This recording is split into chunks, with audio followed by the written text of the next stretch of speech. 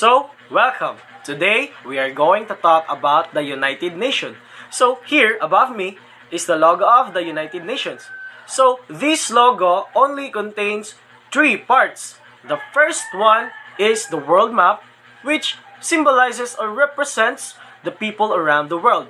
The next one is the olive branches, which represents the peace. And the last but not the least, the third one is the white and blue color, which is the official colors of the United Nations.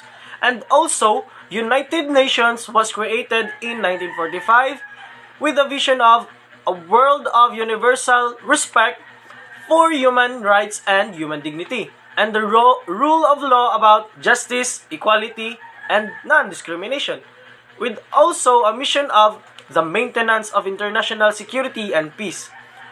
But please do remember that United Nations was created in 1945, and it was approved on July 28, 1945, and it also came into existence on October 24, 1945.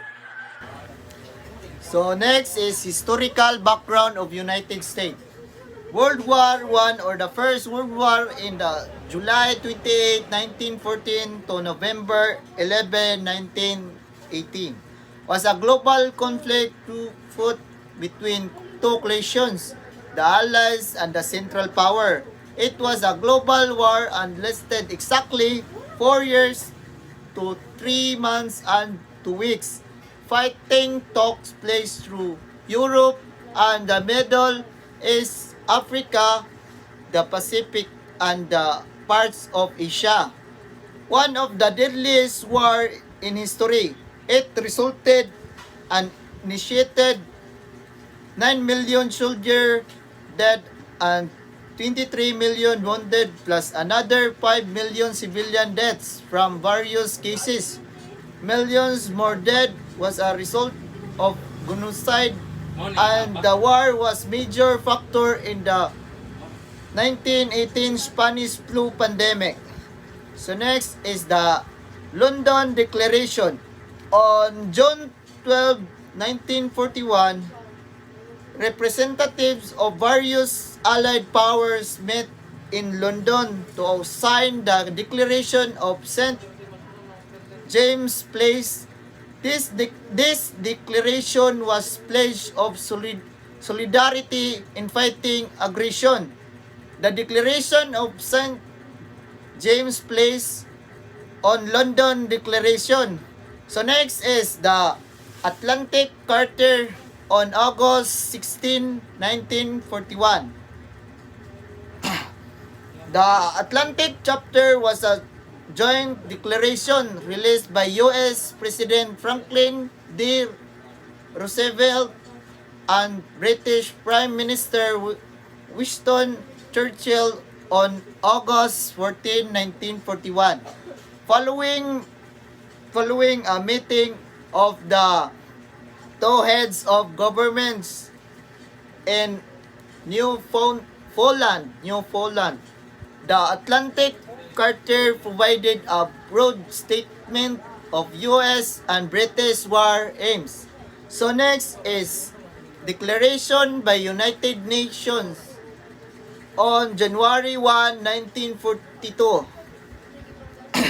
On January 1, 1942, representatives of 26 nations at war with Axis powers met to Washington to sign the Declaration of United Nations endorsing the Atlantic Charter, pledging to use their full resources against the Axis and agreeing not to make a separate space. So next is Moscow Declaration on October 30, 1943. The Declaration of the Four Nations on General Security, or Four Power Declaration, was signed on October 30, 1943 at the Moscow Conference by the Big Four, the United States, the United Kingdom, the Soviet Union, and the China. So next is Barton Oaks Proposal. Washington on August to October 1944. The Barton Oaks Conference is on August 21 to October 7, 1944. Meeting at the Barton Oaks mansion in Georgetown, Washington, or DC, where representative of China, the Soviet Union, the United States, and the United Kingdom formulated proposals for a world organization that became the basis for the United Nations. So next is Yalta Conference on February 11, 1942. The Yalta Conference held on 11 February 1945 was the World War II meeting of the head of government of United States, the United Kingdom, and the Soviet Union to discuss the post-war organization recognition on Germany and Europe. So next is San Francisco Conference on April 25 to June 28, 1945. The Conference of United Nations was called to meet in San Francisco on April 25, 1945. The sole purpose of drafting the Charter of World Security Organization and conclude on June 26, 1945. After 51 days of debate, negotiation, and drafting. So next is United Nations General Assembly. So on April 8, 1943 and 1993, the General Assembly decides on 8 April 1993 to admit to United Nations membership, the state being provisionally referred to for all purposes within the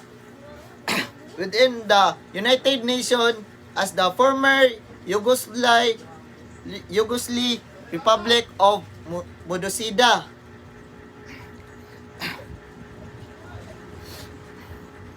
Pending a settlement of the difference that had arisen over its name. So, this President Franklin D. Roosevelt and the British Prime Minister Winston Churchill issued a declaration signed by a representative of 26 countries called the United Nations. The signatories of the declaration both viewed to create an international post-war packing organization. Declaration of United Nations. So, nahitabo na siya pag January 1, 1942. So, this is the Second War. So, next is 4 months after San Francisco Conference ended, the United Nations officially began on October 24, 1945, when it came into existence after its charter had been ratified by China, France, and the Soviet Union, and the United Kingdom, the United States, and the majority of the signatories. Founding there were 51 member states, where the 193 now. So, ang recently ron kay 193, but the pagpas na is 51. So, ang naka-state niya 50, but the United Charter was signed on 26, 1945 by representatives of the 50 countries attending the United Nations Conference on International Organization in San Francisco. So, ang countries nga wala ma-state kay wala sila is Poland. Poland, which is which was not representative sign. It later became one of the UN organization. So dapat ang Poland is 51 but wala man siya representative representative pag kwan sa San Francisco, so wala siya ma-state. So next is the headquarters of UN in Manhattan, New York City, and the experience extraterritoriality for their main officer are statued in Ginebra, Nairobi, and Vienna. The organization is financed by assessed and voluntary contributions for its member states. So now, let us proceed to the United Nations language. So the United Nations working languages are English and French. But wait, we need to define and know what is working languages or procedural languages. So it basically means that this is the language that was given with the legal status in a society or community or especially state in which they will be using as their primary means for communication. So just like here in our country, Philippines, our working languages or primary means for communications are Filipino and English. So there in United Nations, their working languages are English and French. But also take note that United Nations has also an additional official language that they will be using. These are Arabic, Chinese, Russian, and Spanish. So having or knowing this kind of languages, it gives you an advantage. Why? It's simple because having or knowing this kind of languages, it enables you to have clear and concise communication, especially with regards to global importance. So now, let's proceed to UN or United Nations Charter. So, the UN Charter is the constitutive instrument of the United Nations. It was signed on June 26, 1945, and in a way, it sets out the rights and obligations of the member states. And also, it establishes the principal organs or branches that we will be discussing later on. And then, they also provide or making procedures for the United Nations. So basically, the UN Charter is a treaty or contract in which the parties must respect under the doctrine of Pacta Sunt Servanda. Pacta Sunt Servanda is a Latin phrase that means agreements must be kept. Understandable naman ang agreements must be kept, no? So yeah. Also take note that preemptory norms or jus cogens is a principle of the international law that provides the states that they cannot deviate or derogate from their agreements. From the word derogate and deviate, kay kanaganing something dili sila maka-take away kung unsay lang na agreementahan or unsay lang gikasabutan. Di sila ka-diminish, di sila ka-alter, something like that. So now, let's proceed to the purpose of the United Nations. So the purposes of the United Nations, there are 4. First is the prevention of war. Next is the maintenance of the international security. The third one is the attainment. The fourth one is the attainment. So the third one is the development of friendly relations among members of the international community. So sa fourth one is the attainment of the international harmony and cooperation of its actions in its nation. So, human naman ta pag-discuss or saysay sa katong purpose sa United Nations, just like giingon ako ganina nga mag-discuss ta sa principal organs or branches of the United Nations. So, there are 3 principal organs of the United Nations. First is the General Assembly, next is the Security Council, and the last is the Economic and Social Council. So, first is the General Assembly. It consists all the organization that we can find in United Nations. Niya, ang function sa General Assembly kay deliberative siya. Meaning sa deliberative kay Siya ang responsible in initiating studies and producing or making recommendations for the development of international law. Then, sa next niya nga function kay supervisory siya ang responsible in receiving and considering annual reports from another organs or branches sa United Nations. Then, third one is the financial. Very understandable. Refers to the budget of money or materials in terms of could be an approval or appointment. Then, the fourth one is the elective. Literally means election. But, specifically on the Security Council, nga ikaduha siya sa part sa principal organs dito sa United Nations. So basically siya ang General Assembly na ay function nga mo elect og non-permanent members dito sa Security Council. Then last function sa General Assembly is constituent, responsible for the admission and amendments in the charter. So manatagtakol sa function sa General Assembly. Now, let's proceed to ikaduhang principal organs or branches sa United Nations, which is the Security Council. Ang Security Council daw kay gihinganlan siya as the key organ for the maintenance of peace and security. It is composed by 5 countries, namely France, Russia, China, United Kingdom of Great Britain, and then lastly, United States of the America. So, ang function ani niya kay naay duha. Since units man ni siya, ang function ani niya kay naay duha. First is preventive action, next is enforcement action.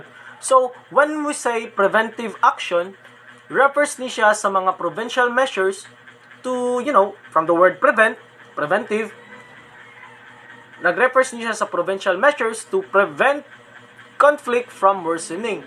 And also, it includes or involves deployment of peacekeepers and or observer missions. Then, sa enforcement action naman, kay nag-refer ni siya sa mga deployment sa mga units. Could be air, sea, land units. Next is the Economic and Social Council.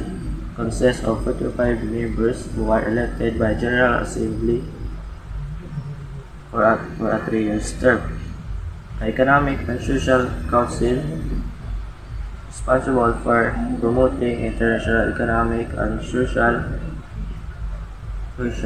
cooperations and development, to serve the central forum for discussions on international economic and social issues like promoting high standard of living, full employment, and economic and social progress. The Economic and Social Council search efforts twice of a week. First is the high standard of living, conditions of economic and social progress and development. Third is solutions of international economic and social health and related problems. Last is universal respect for and observance of human beings and fundamental freedom. The fourth principal organs of the United Nations is Trusteeship Council, charged with the duty of assisting in the Security Council and General Assembly in the administrations of the international trusteeship system. When we say international trusteeship system, just like the mandate system was devised by the League of Nations after the World War I as a method of maintaining peace and self-determination in territories. territories. The fifth principal organs or the branches of United Nations is Secretariat. The Secretariat is a chief administrative organ of the United Nations headed by the Secretary General, who is chosen by General Assembly upon recommendation of the Security Council. The Secretary General is the highest representative of the United Nations. Also, the Secretary General and his staff are international civil servants. The Secretariat on the United Nations plays a crucial role on supporting the organization work. It is responsible for implementing decisions made by the main bodies of the United Nations or the organs of the United Nations, managing day-to-day operations and provide administrative support to UN's program and specialized agencies. Next of principal organ or branches of the United Nations is International Court of Justice. International Court of Justice is a principal judicial organ of the United Nations composed of 15 members who are elected for a term of 9 years. 9 years by absolute majority vote in the General Assembly and the Security Council. The International Court of Justice has a two function, which is decide contentious cases and renders advisory opinions. To decide contentious cases, this means judicial body like this International Court of Justice, which is decide final judgment on a legal disputes between two or more parties. In rendering advisory opinion,